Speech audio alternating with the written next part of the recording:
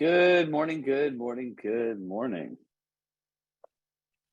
I'm excited to for everyone to join us for another episode of Keep It or Cut It. So let's get rocking and rolling.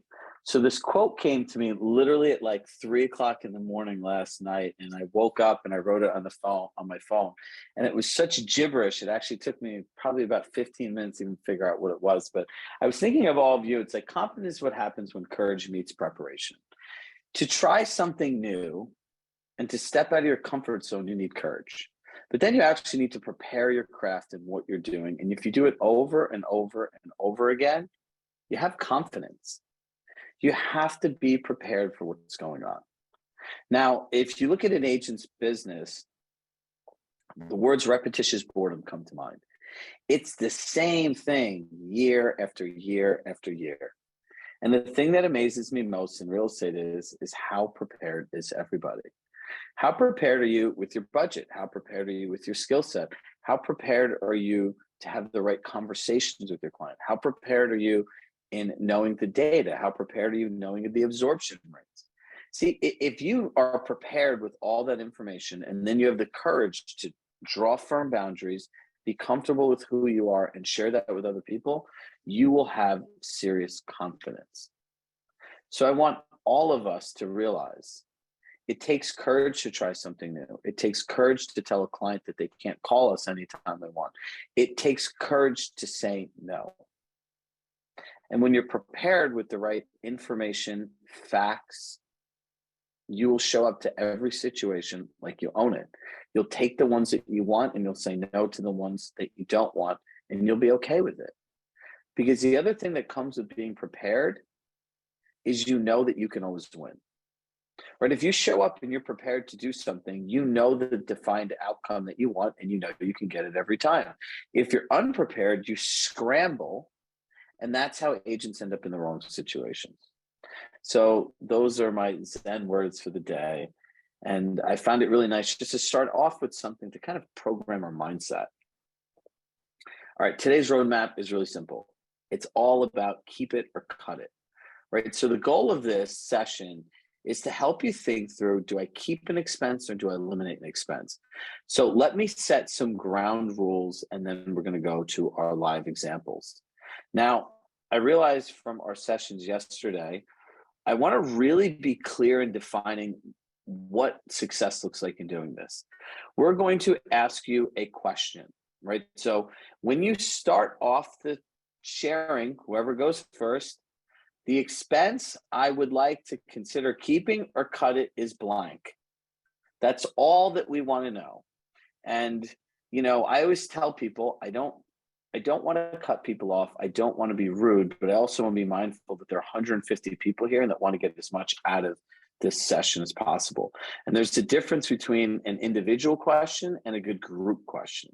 So I just kind of want to set the ground rules. If anyone's ever wondered what it's like working with me, this is like a good example. It's called caring with force. If you go off on a tangent and you over personalize what you're saying today, I will cut you off. In the benefit, not to be rude, but to be respectful for the other 150 people that are listening. We should be able to get through at least at minimum 10 examples of doing this. So what success looks like is you share your expense. I'll ask you a question. How many leads? Are you making money? Like, what's going on? And we're going to get to the root. We're going to say keep it or cut it, and we're going to go to the next person. So the way we'll do this is apparently you can actually raise your hand on these things. I don't really use that very often. So whoever raises their hand first, we'll call on them and we'll slowly keep going one by one. But the goal is the more efficient and direct we are, the better we can all work as a group and get through a lot of these things. So who would like to go first? Andrea Woodhouse, Brooke, that's the first one.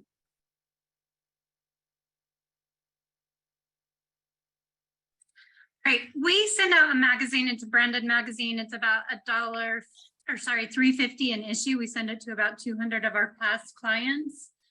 So 3 times a year.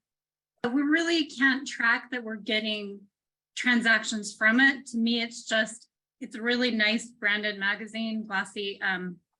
Is it American Lifestyle magazine? Yes. Okay. So look, here's the thing with American Lifestyle Magazine and everything else like this. This is more part of an overall communication strategy, right? So what I want to share with everyone, there are base things that will create revenue like lead generation, and then there's supplemental pieces. So here's what you're going to do before you do keep it or cut it, right? If that's the only thing you're doing with these people, I would suggest keep it, because regardless, if someone just getting something to see your face is better than nothing. If you look at what your overall communication strategy is, right? So let's think about it. We have our 5, 4, 3, 2, 1. So you're going to contact these people, say you're going to call them once a quarter. How often do you see them for events? How often do you see them with handwritten notes? Do you ever send gifts? And look at this through an overall strategy. So are you doing a lot of those other supplemental things or no? Yes, we have a couple of events per year, and then we send notes out, and we always send New Year's cards, handwritten New Year's cards to everyone in our database. So I would tell you to cut the expense because the magazine just looks cool. And then I would reallocate those funds to, because if you took all the money you did, you could probably do one more event, or I would just double down on your handwritten notes. Does anyone ever tell you that they really like the magazine or the content in there is good? You know, we get text messages and they're like, got your magazine, love it. My mom loves it. How many of those magazines? Your mom loves it because it's more just name recognition for our clients, and it goes out. It's super easy, and I don't have to worry about spending the time writing the notes. And how much money do you spend on it a year? About $2,000. I keep it.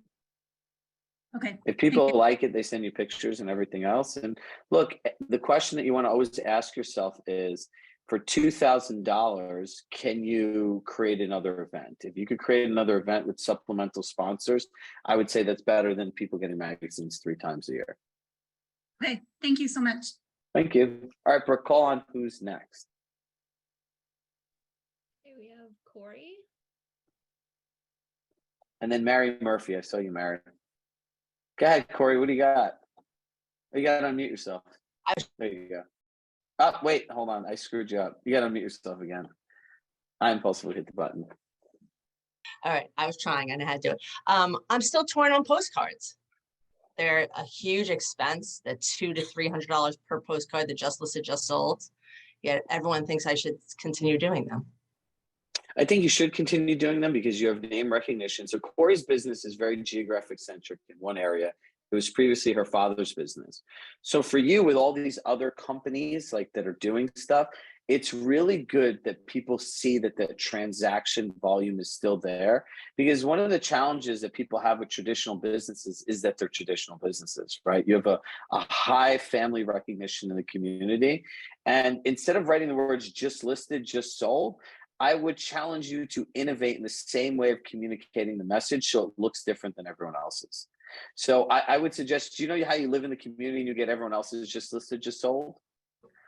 I would collect all of them and I'd make a folder called OPM, Other People's Marketing.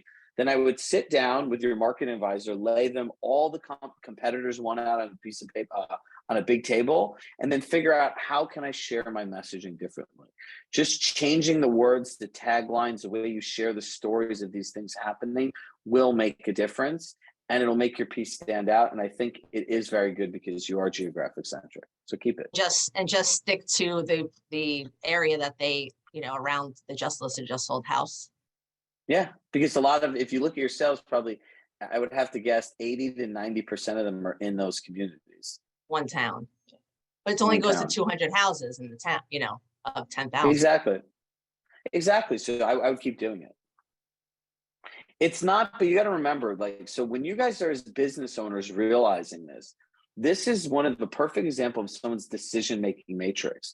Now, if you're used to getting Corey's postcards every single time, and all of a sudden now she stops sending them, you're going to be like, well, what happened to Corey? How come I don't get these postcards? You don't realize how people's brains work. And if they're used to seeing something and then you take it away, it becomes problematic.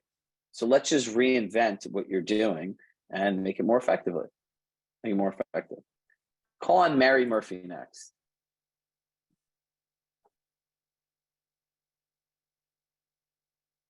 She's my buddy. What's up?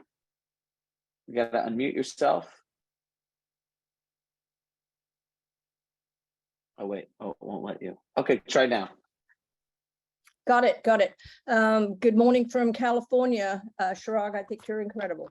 Okay, so I paid for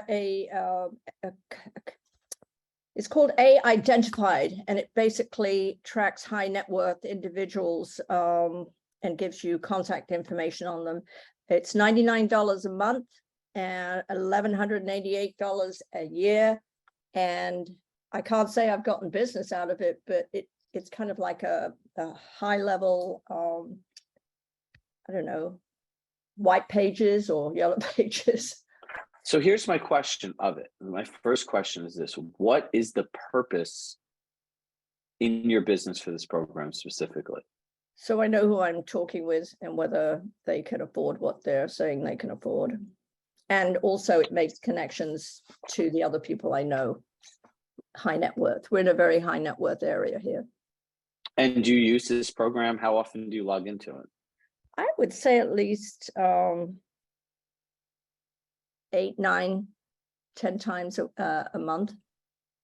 Keep it. You want me to tell you why? So pay Yes. very careful attention to this, everybody. You know what she's buying? Time, right? So if you go back to that business expense sheet and you look at the value of your time, if your time is $250 an hour, right? And you learn one of these people can't afford what they are, you just got 20, 30, 40, 50 hours back into your schedule, right? And when you're able to have more effective conversations with people because you have information on them, that collapses the sales cycle, it collapses the amount that you have to follow up with them. So essentially you have to realize when you're spending money on these programs, what are we really buying? You're buying time. So Mary, can you put a link to the program in the chat? Because I could see 800 other people are definitely going to want to know this. So I would say keep it. Oh, great. Actually, we get it through Compass cheaper than what it wouldn't be normally. That's good. So this is the other thing for everybody, right? This is straight up a great learning from reality and seeing what other people are doing. So I would keep it for $1,100 a year to be able to collapse time, know who you're meeting with and everything else. I think it's a great investment. 1188. 1188. You got it. And appreciate you waking up early. Bye. Thank you. Call Bye. on Stacy. See your hand up here. Ahi, is it? You're up next. There we go. Okay, you can unmute yourself now. Good morning. Good morning. How are you? Good. So I have actually 2 big ticket items that I'm concerned about. The first is I started my website through Luxury Presence via Compass, and I just got the bill for it. It's $14,400 a year. And I'm also paying for some SEO to build the website SEO stuff. I'm not the most computer literate person, but it's a lot of money that I haven't seen any direct return off of. I mean, I want to have a nice website, but I love Luxury Presence is one of our partners, and they're rebuilding our next website, right? So I love Multi. I love their company. Look, SEO is a very specific thing. So I would tell you to cut the SEO, keep the service that you have with them, and let's reinvest that money into your database and client events. okay. Get rid of that. Anyone on here. Like I'm not a huge, personally speaking, I'm not an SEO person because there are a lot of different things you're paying for, right? So you're paying for clicks, but then someone has to go to a page has to convert, how fast you get in touch with the people, how many follow-ups and touches that you have. There's so many different things that go into an SEO campaign. And it's just much easier just to contact people, write them handwritten notes and create great events and great experiences with people. Okay. Well, thanks. Do you have a second item though, you said? Oh, I did. Yeah. The realtor.com leads, I pay about $12,000 a year for one agent only realtor.com leads. And I really do that more for my buyer's agents than myself because I'm more of a listing agent. But although I get my money back and then some every year, it's not a lot. All right. So dollar for dollar, right? The question that you want to ask yourself is so if you invest $12,000, what do you net out after? I'm assuming you get your $12,000 back, right? Your agents get leads. How much do you net in profit per that spend?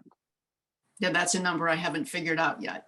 I So- closed one myself this year because my agent was out of town, so I picked up the lead and it was a $14,000 commission. So I'm like, okay, that's covered. But I didn't sit down to see what I've earned off the buyer's agent closings. So number one, so here's what you want to do. You want to see what your net is from all the buyer's agents closings.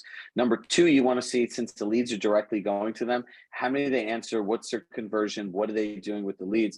I find with most people that have online leads, it's kind of like, hey, if I buy now, I'll convert them, but there's no follow-up plan associated with it. Right. I think that's the problem. Yep. So the first one, cut it. Number two, is you have to know the metrics in doing it. So if you're putting $12,000 in, you should be getting, obviously, you're probably going to want at least a 20-30% return on it. And if you're getting a 20-30% return and your agents are happy, then it's a win-win. Okay. Thanks. Amy Gordon, call on her next. Amy Gordon. And we want to all congratulate Amy. Oh. She just got her biggest listing of $2 million.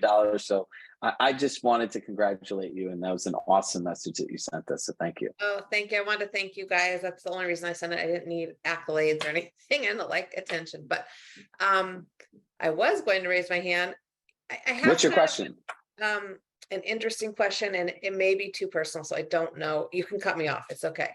But I've been in real estate for 14 years. I was on a team. I spent basically no money on marketing in any way except You're going.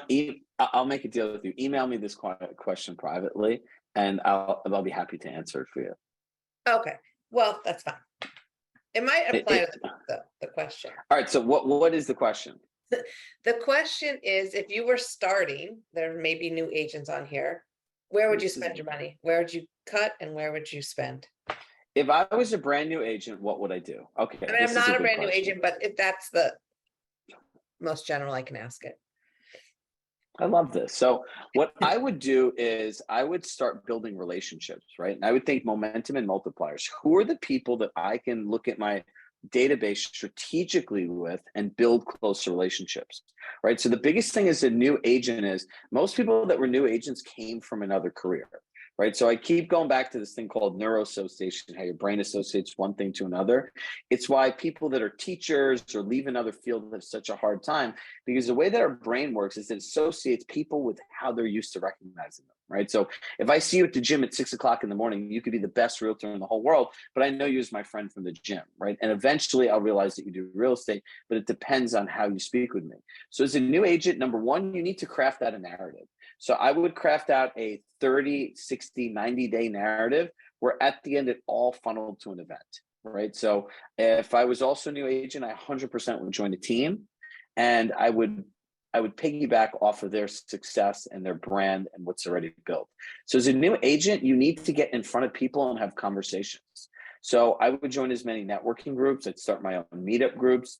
If I was at Compass, I would take a group like this if you're a new agent, and I'd start your own masterminds. I'd find 4 or 5 other new agents or other people that wanted to work on something similar. I'd raise my hand and I'd gather them all together, right? So that's the biggest thing. Jess Sigmund's on here, and when Jess came here, Jess, I'm going to blow up your numbers right now, so sorry. When Jess came to Compass, it was like at the beginning of 2019. She was a solo agent. She did around $12 million in production. And now she has a team. I think there's like 5, 6, 7 people. There's a lot of them. They should probably do like 70 or 80 this year. And the way that she filled her gap is, and this is what I respect the most about her, is experience over money. She went and found the most successful agents and like, can I volunteer and can I do your open house? How can I help you? How can I help you? She never wanted a dollar for showing. All she thought about is, how do I have relationships with these people and how do I learn from people? The biggest mistake new agents make is they just want to start at third base. Like, going through all that stuff is where you get your experience. Going through online leads and practicing lead follow-up is how you learn. So I would spend your time on experiences, and then I would try to get in front of as many people as possible. Does that answer your question? I'll email you. But I think it's great for new agents. Okay, I mean, I perfect. have I have a lot because I've been doing it for a long time, but we don't need to talk about me. Good. You just got your biggest listing, and I can, the least I Yeah. can do is answer your question. So thank Thank you. you. Who is up next? Do we have more hands? Don't be shy. Now I have to look around. Julie Burke, come on down.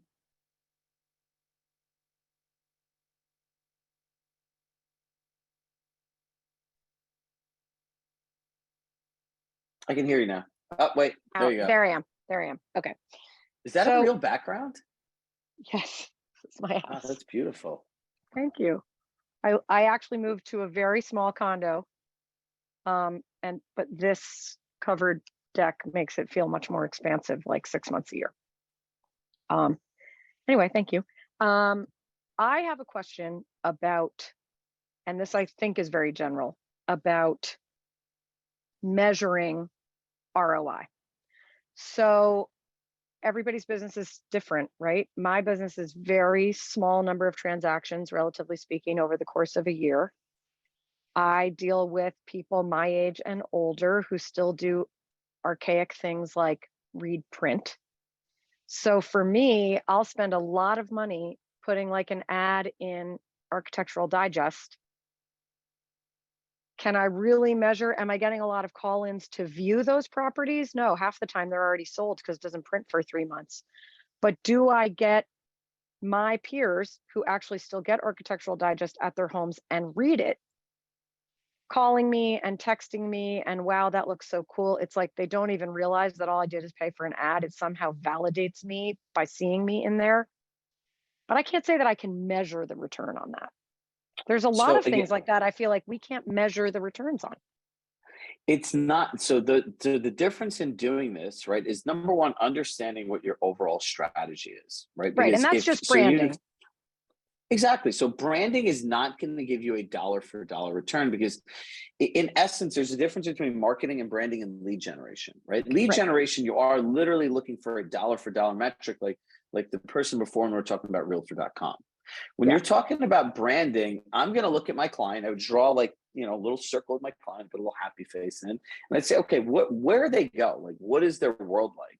They read Architectural Digest. They like to do print. They appreciate handwritten cards. They'd love to meet for coffee. They'd like to come to an event. And I'd say, okay, how many of these things as possible can I check off within a budget I have that allows me to operate profitable? Because the more of these things around this wheel that I do, the more likely they're to engage with me, them to stay top of mind. So it's okay for me to look at my strategy and say, my entire strategy is brand. There's not a dollar for dollar lead gen in terms of Zillow, realtor.com, whatever. There's very little actual direct lead gen the way I think it's defined that I'm doing. I think yours is great. I would just make sure that you supplement these things with as many face-to-face interactions with these people as possible. Yeah, so I have to because up that.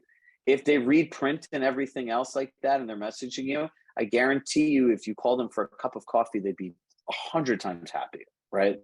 Meet them for coffee, meet them for lunch. Like, we're going to do, I think it's in, I don't know where it's drawn out in a roadmap, but we have in our future sessions, multiple sessions in a playbook we're building on how to do breakfast, lunches, coffees, teas, dinners, and everything else, and like kind of really what that looks like for all of you.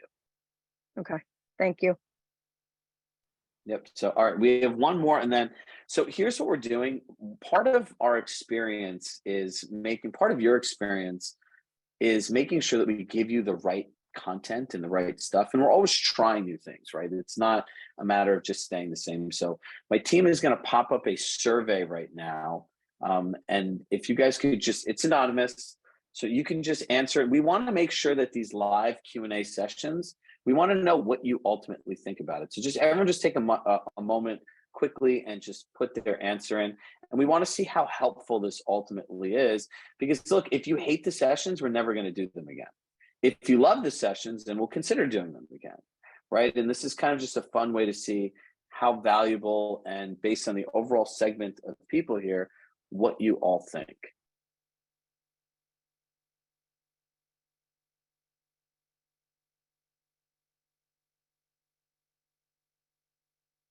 All right, we're at 120 out of 182.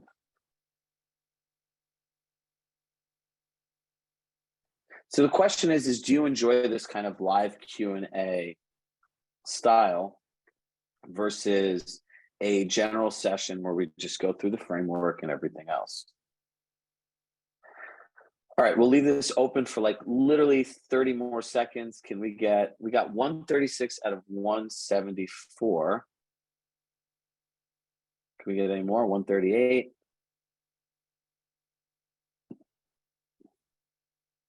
All right, Brooke, I think you can end 141. All right, guys, going once, going twice. All right, Brooke, you can end the poll.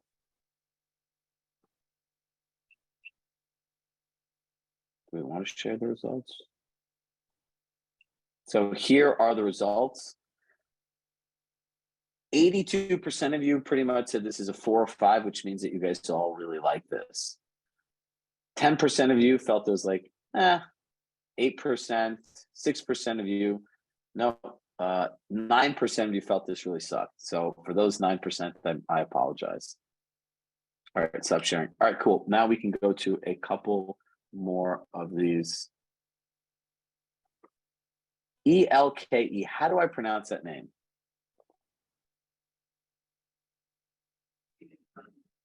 Okay, go ahead. Can you hear me? Okay. Yes. My name is Elka. I'm in Wellesley outside of Boston. And I don't know if you guys talked about lead gen labs because I got on the call about 5 minutes late. So I don't want to no. Okay.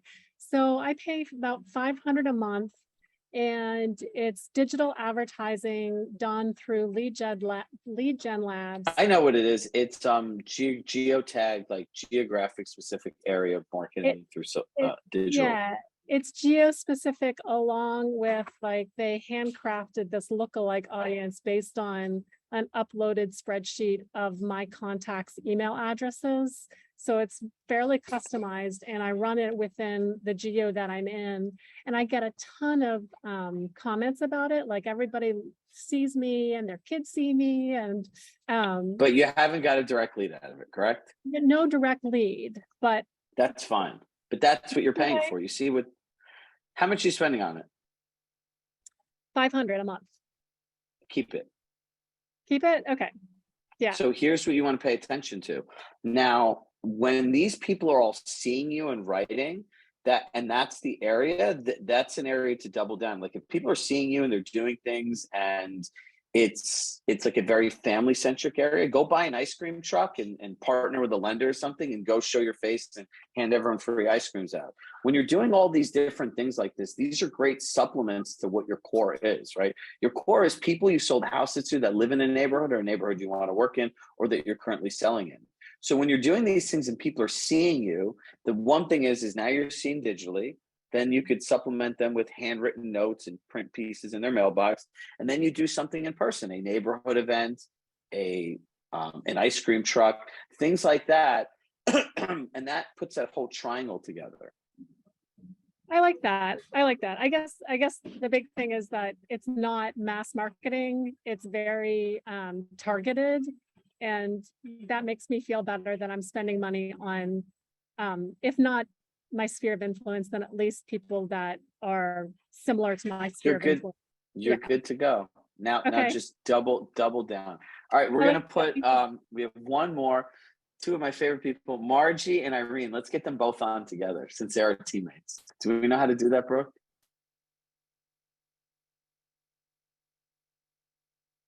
Where's Margie? You know, Irene, Margie knows. She just knows I like hearing her talk for her Boston accent. Irene's better to look at though, Chirag. So what's your question? So my question is, since we've really, over the past week, really rehashed our expenses and our income and we really while down, one thing that I am getting a little confused about is when we've had quite a bit of Compass referrals, agent to agent referrals. Do we include that 25% referral fee as part of our expenses? I've never thought about it like that before, but my business partner, who's much smarter than I am, brought that to my attention and it wound up a 2-day back and forth thing. So let me give you the thought process. We spend about almost $18,000 a year in Zillow. right? And Each, she forgets to tell you each. no, that's our total cost, Margie. Yeah. That's our total cost, okay? So $18,000, we got $130,000 worth of commission off that. It's got a 600% return. No question. Pain in the ass to do, by the way, excuse my language, but absolutely get it. We do a nice job in terms of our return on that one. However, Referral- can I just add one thing in that with the Zillow, when we looked at it again yesterday, it was like 12.9% of our total business, right, Irene? Yes. So it's a good portion of our business. Referrals, Compass referrals, we've actually only had 3 of them this year to date, but we do a decent job in terms of getting referrals from Compass. But, I was thinking about the Zillow expense. Had we not done the expense, we wouldn't have generated the income.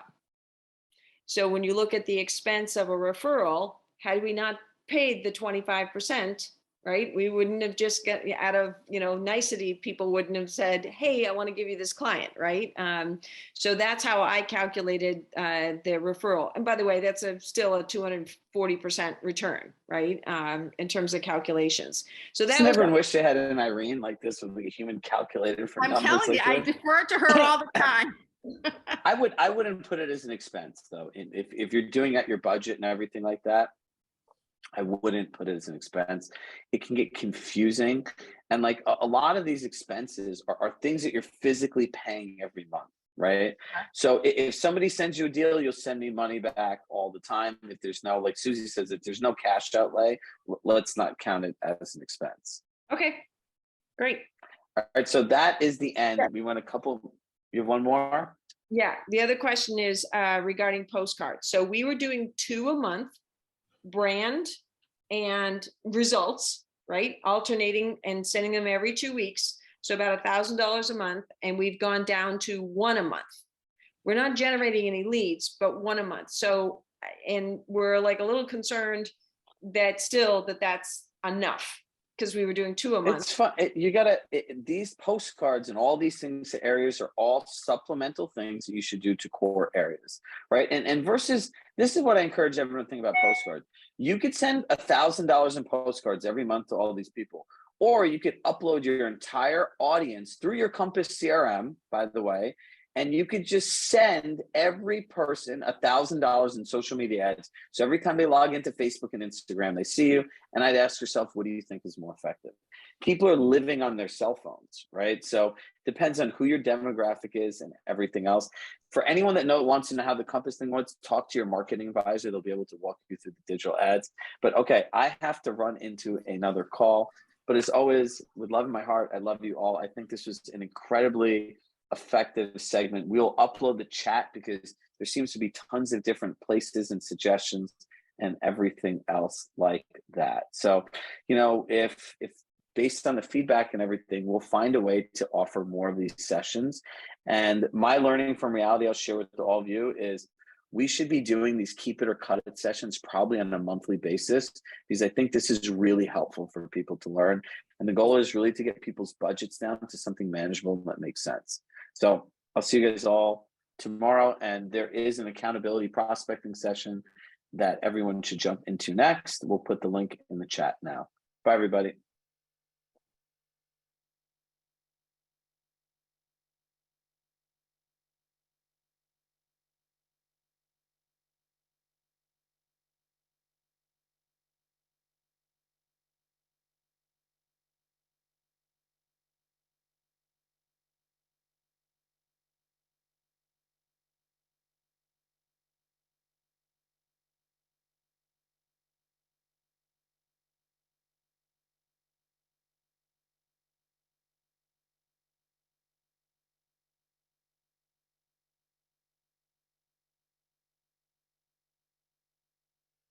I just put the link to Martin Iden. He's the accountability coach that started right now, and he's just doing prospecting on the East Coast.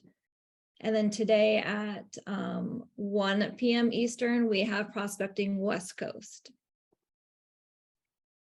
So go ahead and click on that to join. And if not, we will see you all next week.